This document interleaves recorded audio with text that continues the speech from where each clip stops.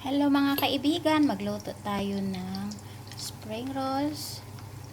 Ayan. Tapos ito ay onion rings. Ayan. Sarap to mga kaibigan pag mainit pa. Hinalo ko na lang sa isang kawali para sabay-sabay sa pagluto. Ayan. Para isang ano na lang. Sabay na sila maluto mamaya.